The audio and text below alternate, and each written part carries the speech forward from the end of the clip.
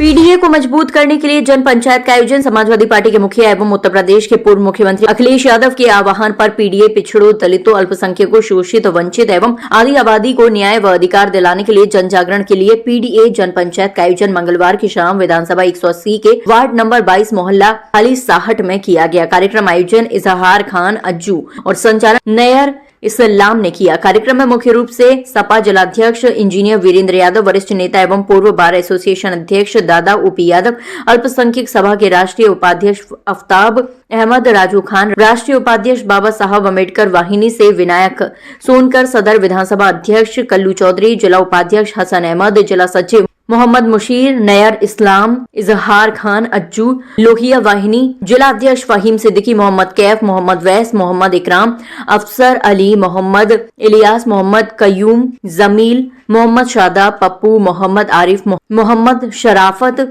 एजाज, मोहम्मद तौसीफ सहित सैकड़ों की संख्या में लोग मौजूद रहे। रायबरेली से ब्यूरो वसीम खान की रिपोर्ट। जी का ये पीडीए जनचर्चा कराने का उद्देश्य आप सबके बीच में अभी हमारे पूर्व वक्ताओं ने रखा है और आप लोग इस बात से अवगत हो गए होंगे कि इसका उद्देश्य क्या है। इसका उद्देश्य यही है कि जब से 11 वर्ष से केंद्र में भारतीय जनता पार्टी की हुकूमत चल रही है और 8 वर्ष से राज्य में योगी आदित्यनाथ की हुकूमत चल रही है, दोनों सरकारों में अगर पिछड़ों को, दलितों को और खासकर मुसलमान भाइयों को देखा जाए तो उनके हक और अधिकारों से उन्हें बेदखल किया गया, उन्हें उनके अधिकारों से वंचित किया गया। जो सम्मान और अधिकार मिलना चाहिए वो तो मिल ही नहीं रहे हैं, बल्कि अपमानित करने का काम कर रहे हैं। देश के संविधान निर्माता बाबा साहब भीमराव अम्बेडकर जी ने सबकी बराबरी का, सबको बराबर बैठने का और सबको सम्मान मिलने का और सबको अधिकार और स्वतंत्रता का अधिकार दिया संविधान के माध्यम से। लेकिन भारत के गृह मंत्री अमित शाह लगातार पार्लियामेंट में उनके खिलाफ जिस तरह से बोले, वो बाबा साहब का अपमान नहीं है, वो अपमान सभी देशवासियों का अपमान है। इस देश के रहने वाले एक एक व्यक्ति का अपमान है जो उन्होंने कहा। इसलिए बाबा साहब तो राष्ट्र पुरुष थे, उन्होंने तो राष्ट्र को बनाया, लेकिन भारतीय जनता पार्टी इस चीज़ से नफरत करती है। भारतीय जनता पार्टी को अमन पसंद नहीं है। भाई हमारा देश। नमस्कार, आप देखें लाइव टीवी एक्सप्रेस। मैं हूं वसीम खान। आज मैं रायबरेली के खाली साहट मोहल्ले में मैंने देखा एक पीडीए जन पंचायत की मीटिंग यहाँ चल रही है, जिसमें समाजवादी पार्टी के सभी कार्यकर्ता, यहाँ के नेता मौजूद हैं।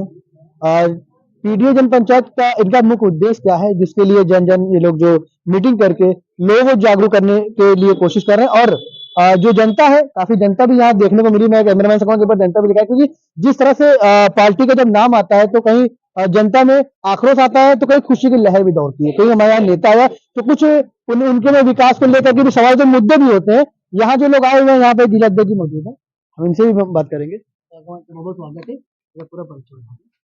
मैं जिला अध्यक्ष समाजवादी पार्टी रायबरेली का। जैसे कि अभी यहाँ पर एक मीटिंग हुई पीडीए जन पंचायत, ये इसका कब तक चलेगा और क्या इसका उद्देश्य? देखिए, पीडीए जन पंचायत 1 माह चलना है, तो 27 जनवरी से चालू हुई और 26 फरवरी तक चलेगी।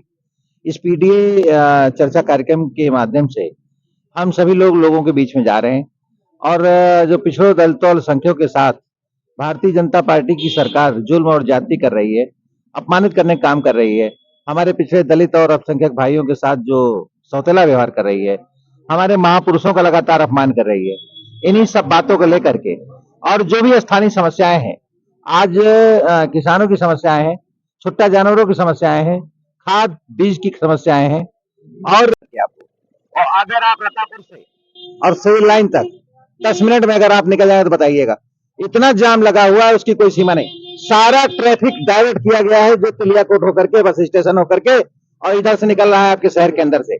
जाम तो इतना लगा हुआ है, उसकी कोई सीमा नहीं। और रही आपने कहा टोल टैक्स की, ऐसी व्यवस्था जो कह रहे हैं कि दुनिया स्तर की हम व्यवस्था दे रहे हैं, क्यों नहीं आपने टोल टैक्स माफ कर दिया?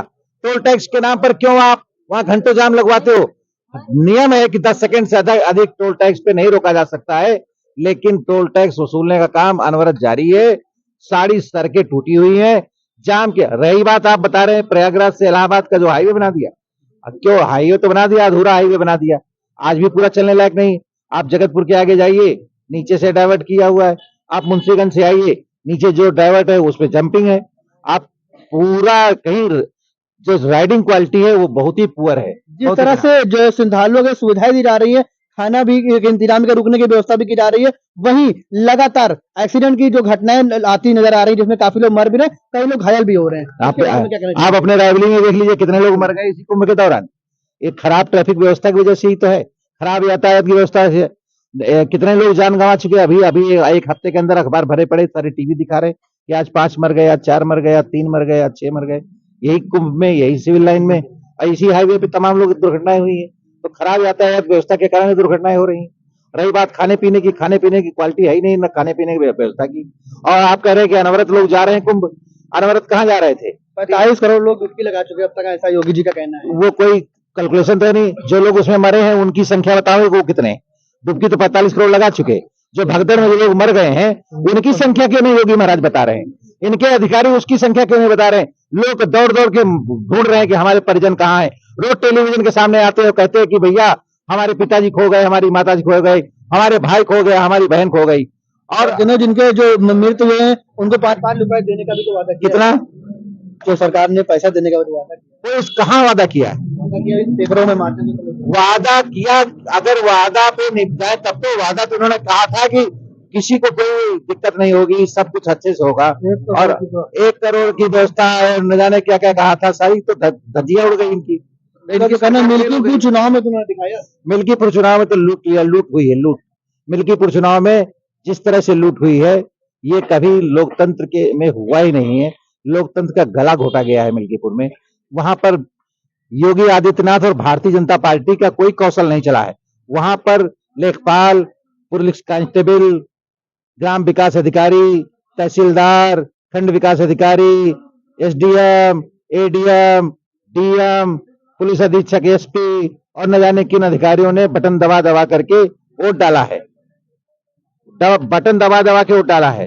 तो चुनाव का कहना है कि हार की जो देखते हुए उससे बौखलाई हुई जनता को ये जताने के लिए ऐसे समाजवादी पार्टी कह रहे हैं 2027 में सब साफ हो जाएगा और भारतीय जनता पार्टी के जो मंसूबे हैं वो पूरे नहीं होंगे। ये जो सारा पीडीए जन पंचायत आप लगा रहे हैं तो इससे 2027 में कितना असर पड़ेगा ये और क्या उसकी तैयारियों को लेकर के पीडीए एक जन आंदोलन है और पीडीए की एकजुटता ही भारतीय जनता पार्टी की बेचैनी का कारण है। और पीडीए ही भारतीय जनता पार्टी के इस घमंड को में आखिरी कील होगा। और दिल्ली में जो इतने बड़े जो जीत को लेकर के जो अभी परचम लहरा है, जो खुशियां लोगों में देखने मिल रही, इसके लिए आप क्या कहना चाहेंगे? देखिए वो बहुत बड़ा स्तर का चुनाव है। दिल्ली और दुनिया की बात हम नहीं जानते। हम उत्तर प्रदेश पे आप बात करो, हम पूरी बात करेंगे। चलिए आपसे उत्तर प्रदेश की बात कर लेता हूँ। जैसा कि अभी आप पीडीए की जो पंचायत कर रहे हैं, इसमें गरीबों के लिए और पिछड़े वर्ग के लिए जो आप लोग मुद्दा उठा रहे हैं, जो अभी भाई साहब ने कहा, जैसा कि यहाँ के मुसलमान जो गोशबंदी को लेकर के भी, यहाँ जो स्लाइटर हाउस को लेकर के जो बातें उठ रही हैं, इसके बारे में आप क्या कहना चाहेंगे? देखिए जब भी अवसर मिलेगा हम लोगों को तो यहाँ की जो सहूलियतें हैं, जो हमारे अकलियत के साथी हैं, उनकी जो भी सहूलियतें होंगी वो हम लोग पूरी करेंगे। भारतीय जनता पार्टी से नहीं उम्मीद है। भारतीय जनता पार्टी विध्वंसकारी पार्टी है, भाई से भाई लड़ाने वाली पार्टी है। ये अमन चैन पसंद नापसंद पार्टी है। इनको गंगा जमनी तहजीब से कोई वास्ता नहीं है। इनको कोई मतलब नहीं है जन सरोकार से। तो कैसे इनसे उम्मीद की जा सके कि ये हमें सहूलियत देंगे? जो रोजगार हमारे छोटे छोटे लोग कर रहे थे, उस रोजगारों को इन्होंने छीनने का काम किया है। वो निश्चित तौर से जब भी हमें अवसर मिलेगा, हमारी सरकार बनेगी, निश्चित लोगों को रोजगार मिलेगा। अल्पसंख्यक और पिछड़ा वर्ग के जो लोग होते हैं उनको हमेशा इस तरह से कहा जाता है, लेकिन जब इनका टाइम आता है तो इनके लिए कोई खड़ा नहीं होता। क्या हमेशा समाजवादी पार्टी लोगों के साथ खड़ी रही है। पिछड़ों के लिए समाजवादी पार्टी ने अनेकों काम किए हैं। अल्पसंख्यक भाइयों के लिए न जाने कितनी योजनाएं समाजवादी पार्टी के समय में धरातल पे उतरी हैं और दलित भाइयों के लिए भी बहुत काम समाजवादी पार्टी की सरकार में हुए हैं। और समाजवादी पार्टी सभी समाज को लेकर चलने वाली पार्टी है और सबका कल्याण, सबका विकास समाजवादी पार्टी में निहित है और किया है। समाजवादी पार्टी ने 4 बार अवसर मिला है समाजवादियों को उत्तर प्रदेश सरकार बनाने का। 4 बार में उत्तर प्रदेश की सरकार में समाजवादी पार्टी ने बड़े बड़े अनोखे काम किए हैं। 100 डायलॉग दिया है।